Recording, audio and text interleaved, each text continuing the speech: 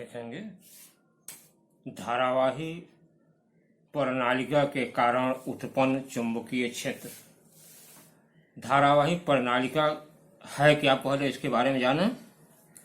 यदि कोई कुचालक बेलनाकार पाइप पर, कुचालक बेलनाकार पाइप जैसे प्लास्टिक का कोई पाइप हो या कागज का पाइप हो, किसी भी टाइप का ऐसे बेलनाकार पाइप ले लें और उसकी लंबाई के अनुदिश जो है हम तांबे का तार ऐसा होना चाहिए जो कि विद्युत रोधी हो बनाया जाता है उसको, कि उसके ऊपर तांबे के तार के ऊपर एक इनामिल का लेप कर दिया जाता है जिससे वह विद्युत रोधी हो जाता है। और उस तार को जो है हम इसके लंबाई के अनुदिश ऐसे लपेट करके बनाते हैं, तो इस प्रकार से बनी हुई जो कुंडली होगी उसको हम प्रणालिका या सोलेनाइड कहते हैं।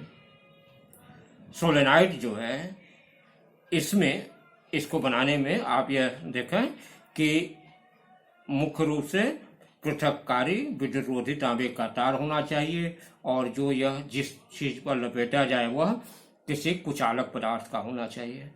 इसमें जितने ही अधिक फेरों की कुंडली होगी उतना ही अधिक इसमें चुंबकीय क्षेत्र उत्पन्न होता है और उसको उस अनुसार बनाया जाता है। अब ये सोलेनाइड में आप देखेंगे कि यदि हम सेल से विद्युत धारा प्रवाहित कर देते हैं तो यह एक दंड चुंबक की भांति व्यवहार करता है। मतलब कि एक तरफ इसके यस और एक तरफ इसके यन, यह चुंबकीय क्षेत्र उत्पन्न हो जाता है। और यदि हम इसको जो है इस चुंबकीय क्षेत्र को यदि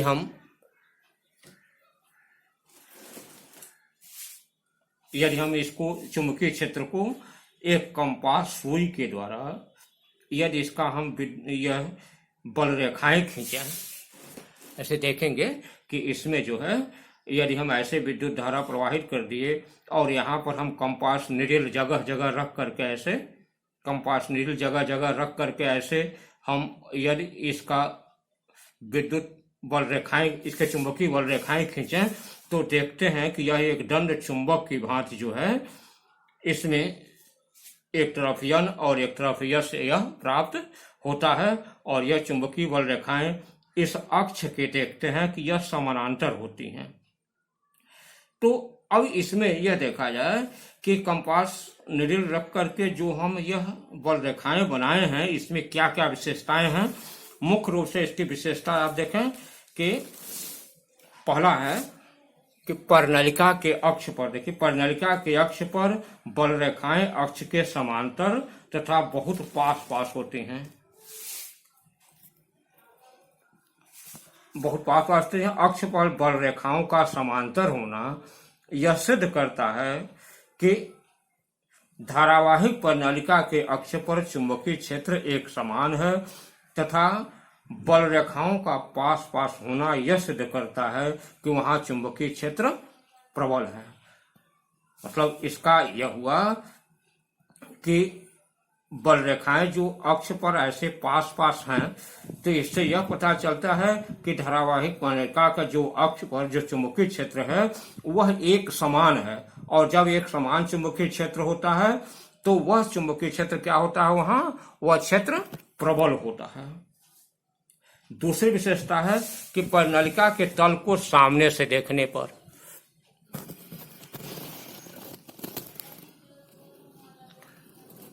यहाँ देखेंगे प्रणालिका के तल को सामने से देखने पर यदि प्रवाहित धारा की दिशा दक्षिणावर्त होती है तो प्रणालिका का सामने का तल दक्षिणी ध्रुव की भांति व्यवहार करता है। और यदि प्रणालिका में धारा की दिशा वामावर्त होती है, मतलब एंटी क्लॉकवाइज होती है, तो प्रणालिका का सामने का तल उत्तरी ध्रुव की भांति व्यवहार करता है। अब आप इसमें यह देखें, हम दोनों ही जो है आपको चित्र में बना दिए हैं। इसमें इस चित्र में आप देखेंगे कि धारा ऐसे चल रही है, तो धारा इधर से ऐसे चल रही है। इसका मतलब कि धारा ऐसे आई और फिर ऐसे होते हुए जा रही है। तो तो इसका मतलब कि यह यहाँ इसमें एक में एंटी क्लॉकवाइज चल रही है और दूसरे वाले में आप देखेंगे कि यहाँ पर धारा की दिशा जो है ऐसे है, ऐसे क्लॉकवाइज ऐसे चल रही है। तो जहां क्लॉकवाइज है वैसे इस सिरे पर देखा यहाँ दक्षिणी ध्रुव और इधर उत्तरी ध्रुव उत्पन्न होता है, और यहाँ पर देखेंगे कि यदि इसकी धारा की दिशा जो है आपका ऐसे क्लॉकवाइज हो जाता है तो यह एंटी क्लॉकवाइज हो जाता है, तो यहाँ नॉर्थ और यहाँ साउथ उत्पन्न होता है। तो इस तरह से आप देखेंगे कि धारा की दिशा क्लॉकवाइज और एंटी क्लॉकवाइज होने पर किस तरह जो है इसमें साउथ या नॉर्थ जो है यह अलग अलग इसके जो है मैग्नेटिक फील्ड बनते हैं। इस प्रकार इसको जो है आप यह अपना समझ लेंगे। और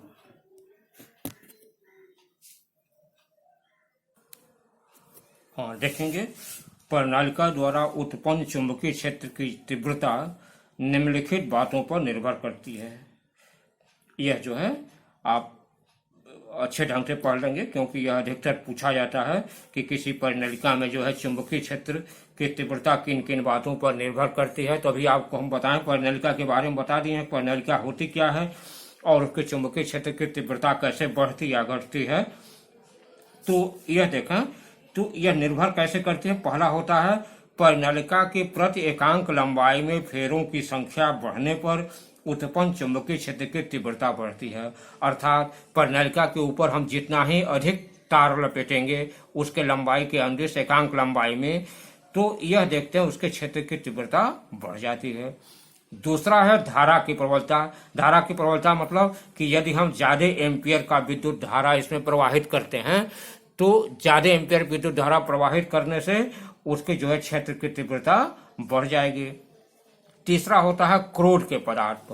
क्रोध के पदार्थ का मतलब कि जो खोखला भाग ऐसे होता है, उस खोखले भाग में यदि हम कोई क्रोध का प्रयोग करें, क्रोध का मतलब यह होता है कि खोखले भाग में हम लोहे का छड़ डाल दें या किसी मैग्नेटिक मटेरियल का कोई भी छड़ डाल दें जो मैग्नेट बनता हो, तो उसमें क्या होता है कि उस क्रोध के कारण उसका चुंबकीय क्षेत्र की तीव्रता बढ़ जाती है। तो इसमें आप यह देखेंगे कि क्रोध के पदार्थ पर यदि प्रणालिका के भीतर कोई चुंबकीय पदार्थ की छड़ जैसे लोहे की छड़ रख दी जाए तो प्रणालिका के भीतर चुंबकीय क्षेत्र काफी बढ़ जाता है। इस छड़ को प्रणालिका की क्रोध कहते हैं। अर्थात क्रोध के पदार्थ पर चुंबकीय क्षेत्र की तीव्रता निर्भर करती है। तो किसी भी चीज में आप देखते हैं कि क्रोध का अधिकतर प्रयोग किया जाता है। जैसे आप देखें पंखा चलता है, वो भी उस पर जो कॉइल हम लगाते हैं या जो हम बाइंडिंग करते हैं वह जो है वह क्रोध के ऊपर ही होता है। इसी प्रकार ट्रांसफार्मर है या तमाम ऐसी चीजें मिलेंगी विद्युत की जिसमें जो है हम प्रणालिका के रूप में उसका प्रयोग करते हैं और उसके चुंबकीय क्षेत्र को बढ़ा करके उसका उपयोग भिन्न भिन्न तरीके से करते हैं। यह प्रणालिका द्वारा उत्पन्न चुंबकीय क्षेत्र की तीव्रता रही। इसके बाद इसमें छोटी छोटी चीजें हैं, जैसे विद्युत चुंबक क्या होता है। विद्युत चुंबक के बारे में आपको भी बताते हैं।